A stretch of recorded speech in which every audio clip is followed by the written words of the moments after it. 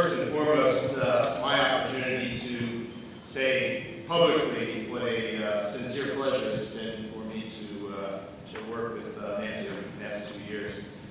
These were my first 2 years in the position, and so you can imagine what a challenge it was for Nancy in that circumstance. But ASTC and its members really owe Nancy a debt of gratitude for her superb leadership as our president. So this is my opportunity to thank you again publicly. Thank you so much.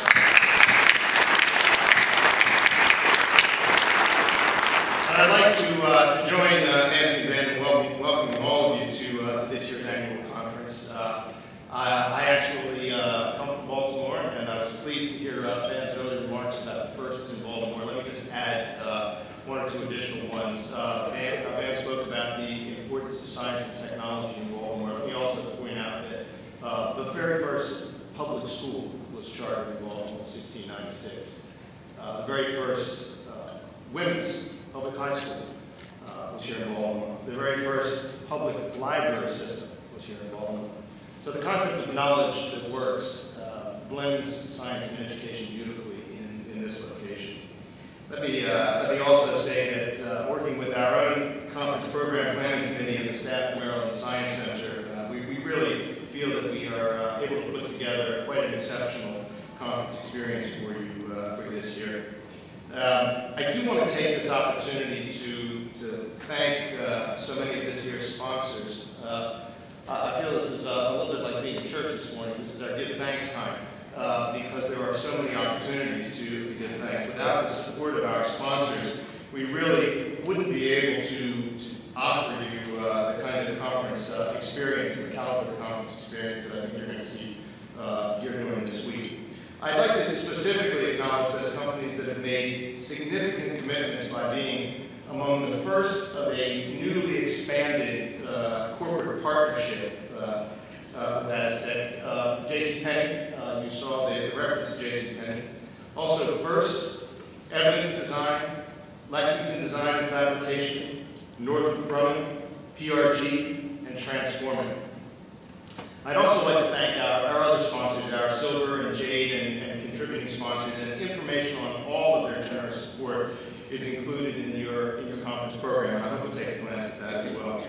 And in addition, we have a number of sponsors that are providing additional support for a new component of the ASTC Annual Conference, the Innovation Showcase and a panel called Shift. Now, I'm going to speak a little bit more about this concept a little bit later, but I particularly wanted to thank those who helped us develop the exhibits and the discussion sessions and the workshops on this topic. Evidence Design, Lexington Design and Fabrication, PRG, Transformit, Aldebaran Robotics, Available Light, Christie, Design and Production Incorporated, Electrosonic, Gallagher & Associates, GES, Unified Field, and the Hedman Group. They've done a fabulous job, and we'll talk a little bit more about the work that they've done, and I hope you'll stop in at the exhibit hall and see the work. Additionally, I have to say at this moment that we are indebted to Victor Friedberg and the Big Idea Group and to Kurt Holmfelder and his team at MSI in Chicago for what was tremendous vision, tremendous generosity, and just tremendous energy as well in putting this concept together.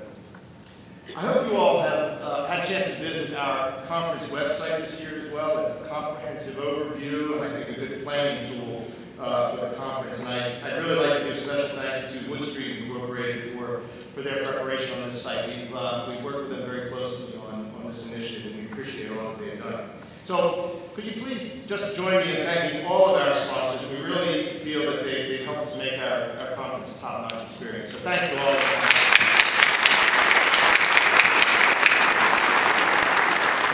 Thanks so much. So Nancy has mentioned a few of our highlights for this year, and it's my pleasure to share with you a few more details on some of those activities. And I want to start by saying that our committees and our staff have really been hard at work on just so many fronts. And I want to say that when I stood before you 2 years ago in Fort Worth, literally on my first day in this position, I emphasized that in my first year, what I hoped we would be able to do would be to focus as much as possible on raising the profile of Aztec and science centers and the field that we are in, and trying to get as much visibility as we could for the great work that all of you are doing. And I'm pleased to say that Aztec is now visible in so many quarters through our presentations and our testimony before legislators, our global programs that we're developing, our policy statements, and so many more activities of this sort.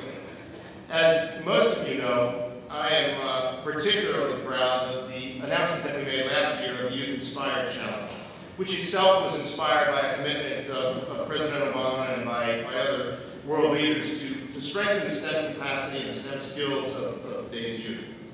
The goal of the challenge was for Aztec member institutions to engage youth in a minimum of 2 million hours of science enrichment over 3 years through programs that were facilitated and emphasized STEM learning.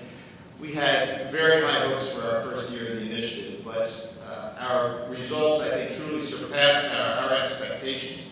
To date, we have more than 100 science centers in 36 states and 8 countries participating. And these participating institutions have served nearly 14,000 students over the last year, which means that to date our science centers and museums have spent more than 700,000 hours engaging our youth in these facilitated programs. I'd just like to personally thank all of those institutions that have taken the time to be part of the challenge this year, and just to give you a quick round of applause. So thank you very much. And by the way, if you're interested in getting to know more about the initiative, if you'd like to sign up, please do visit our Aztec Resource Center in the exhibit hall. Then, last year at this time, in Hawaii, Aztec committed to focus on expanding customer service to our members and strengthening our professional development within the field. And among the many activities that we have underway under the guidance of our Leadership and Field Development Committee, we rolled out a new program that Nancy referred to, our Communities of Practice program. Now, what's important about these programs is that they are member-initiated, they're member-driven, they focus on the priority topics that are associated with science center management and operations, the role of science centers and museums in the community, the global challenges and the opportunities of our field, and a full range of other priority items. We have a number of communities that are already underway, that have been formed, and some of these communities are newly created concepts and newly created groups, and some of them pick up on prior networks and interactions that many of you have already had. Each community of practice is assigned a dedicated Aztec staff liaison to provide support, but the direction of the communities themselves is determined by the members themselves. Ultimately, each community of practice will develop what we call legacy content. You'll see the webinars and the white papers and the regional conferences and the collection of information on best practices and challenges ahead in each of these areas, all designed to provide greater member value and to benefit the field at large.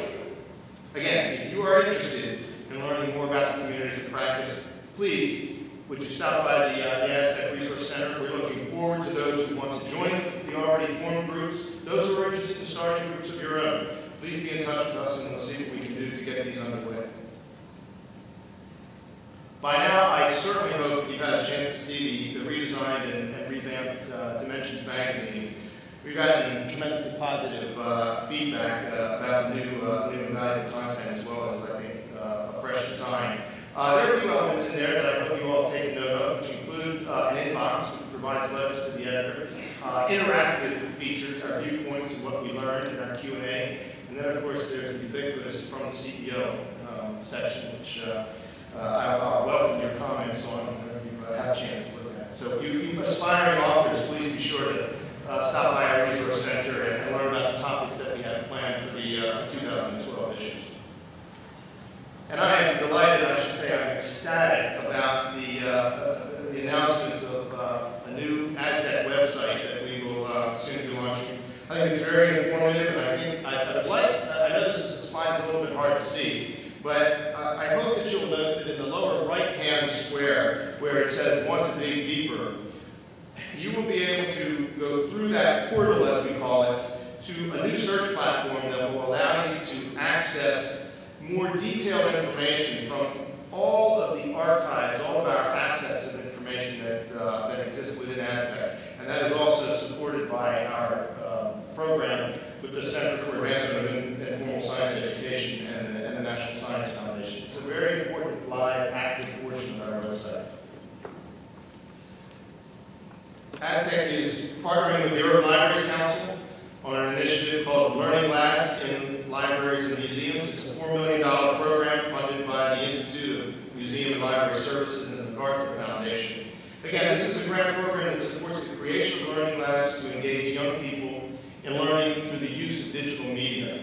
We're really pleased with this program. We received more than 100 proposals in the first request for proposals. Our first awards will be made in November, and we expect to have another round of proposals very soon thereafter. Margaret Glass is the program manager for Learning Labs, and she'll be available to answer some questions at the Resource Center as well. I want to thank all of our members who have assisted us in an extensive round of research and analysis activities over the course of the last year. Probably one of the best examples is the work that we have underway in the Workforce and Salary Survey. We know how important this is to everyone. We appreciate all who took the time to work through the surveys. We expect to have the entire survey completed very soon, and we hope that you'll give us your reactions to the material as it's provided. I'd like to say just a word as well about the activities that we've had underway in our global agenda over the course of the year. We really focus on trying to help our members to present science through a global lens in every way possible. We try to encourage our communities to use our members as platforms for learning and for discourse on global issues. And we feel that if we have this capacity, that it really is a responsibility on our part to engage our centers directly in areas where science understanding of global challenges is so imperative. We have been busy on so many fronts in this area as well, with messages and programs that support our field and engage our science centers. Our declarations that we have prepared before the United Nations have found their way into major policy documents of the United Nations, and we will be particularly active in upcoming summits related to sustainability. I want to also join Nancy in thanking all of those who attended what I think was an extremely successful 6th Science Center World Congress, which, among other things, led to a Cape Town declaration and a call to support the growth of science centers and museum activities worldwide. ASTC will play a leadership role in this area in cooperation with the regional science center networks throughout the world. We'll promote the work of our field at the upcoming Earth Summit in 2012 and all of the science-based preparatory meetings that lead up to it. We'll have demonstration events at the Earth Summit, and I'm pleased to announce that we received funding from UNESCO and from the Oswaldo Cruz Foundation from Brazil and the FEMSA Foundation from Mexico to launch a new program that we call Scenarios. And Scenarios will partner 10 science centers from different parts of the world to address global issues being discussed at the Earth Summit through web-based multimedia projects. These topics and these science center activities will be on water and health, water and coastal management, global energy consumption, climate change, health and environment. And thanks to Walter Salvos, our Director for International Relations, for championing this initiative. We're really very excited about the outcomes, and many of the participants are here with us at the conference today. So we look to the year ahead with a great deal of excitement at ASTC, and we will certainly continue to promote our field and the work of our centers, and we'll certainly continue to engage in the policy issues and the work of our centers throughout the world. We'll strive to have the kind of impact for our work that we know is so important. We will continue to build our communities of practice and the other programs for professional development and customer service.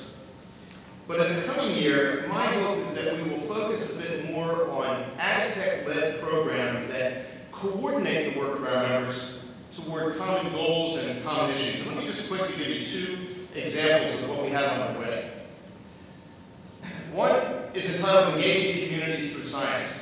And our goal here really is to help science centers and museums to be viewed as the platform for greater information sharing and discourse between policymakers and the public. This is a collaborative program that we have underway with the National League of Cities and with the United Cities and Local Governments, which is the international arm of the NLC. I think you're going to find that this is an important element of what we do, a particular focus on community engagement for our science centers. An additional initiative that we think is very timely at the moment is helping to promote greater public discourse on issues of energy management worldwide. We're developing something called the Global Smart Grid for Energy Literacy, and here we will focus on priorities for energy and energy management throughout the world and build a network of communication with the support of the Department of Energy, the International Energy Agency, UNESCO, and many other agencies that are involved in energy portfolios around the world. It is my goal, starting at this conference in Baltimore, to add something that I consider unpredictable at our annual event, something that reflects the concepts that are not yet fully formed, the ideas that we're trying to ponder and trying to inspire. What I would call kind of an unpredictable space that I hope you all will be looking for each year when you come to the conference. And this year, we tried a prototypical example of this, and it's entitled Shift. And I believe I have a slide. We're a global society that can revere innovation, yet at the same time fear its consequences. We are amazed by the creative capacity in the world, yet we're reluctant sometimes to employ that same creativity in our own lives and in our work. And yet, we are all innovators in a variety of different ways. So, I'm hoping that you will visit the space in the exhibit hall and ask whether your center is including innovation in your messaging. And I'm hoping that some of you at least had a chance to participate in the pre-conference workshop on the Science Learning Institutes and are thinking about innovative approaches to science learning in your centers and in your museums. And I hope to see all of you at our featured topic discussion on the individual as innovator in society. I think that's our Monday session.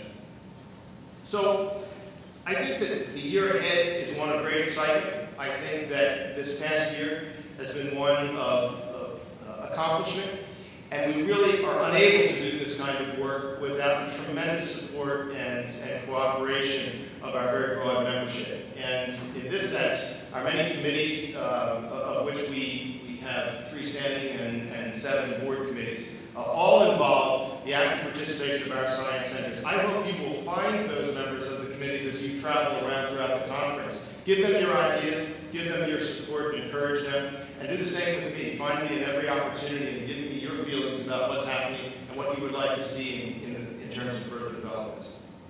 So again, in the opportunity to give thanks, I'd like now to say that we are going to be able to give presentations for this year's Roy L. Schaefer Leading Edge Awards, and we're fortunate to have garnered the support of Archive Incorporated, who's the sponsor of the Edgies this year. So Archive has been invited to share a brief video with us, so if we could roll that video, please.